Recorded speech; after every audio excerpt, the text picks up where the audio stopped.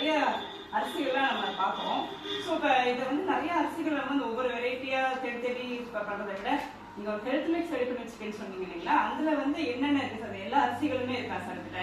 ஆமா. இப்ப இது எப்படி சார் அதை பயன்படுத்துறது? இது எப்படி? சாதாரண பாத்தீங்கன்னா நாங்க வந்து ஒரு 12 வகையான அரிசிகளை மட்டும் ப்ரிப்பேர் பண்ணி இவங்களை வந்து மிக்ஸ் பண்ணி வச்சிருக்கிறோம். இல்ல காரணம் என்னன்னு பாத்தீங்கன்னா இந்த 12 வகையான அரிசிகள் அப்படின்னு பாத்தீங்கன்னா அதுல மிக முக்கியமானது பாத்தீங்கன்னா கருப்பு கவுனி, கருங்குருவை, காட்டியானம், மாப்பிள்ளை சம்பா, நவ்வரா, மைசூர் மல்லி, பூங்கார், ரத்தசாலி, குள்ளகார், கருத்தகார், சூரக்குருவை மற்றும் உடைவாளை.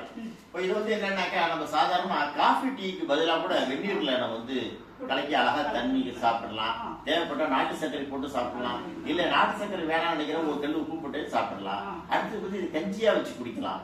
அடுத்து பாத்தீங்கன்னா நீங்க இட்லி, தோசை போன்ற உணவு வகைகளை சேர்த்து சாப்பிடலாம். வேற உங்க வீட்டுல அரிசி மாவுல நீங்க என்னென்ன வகையான பலகாரங்கள்லாம் செய்து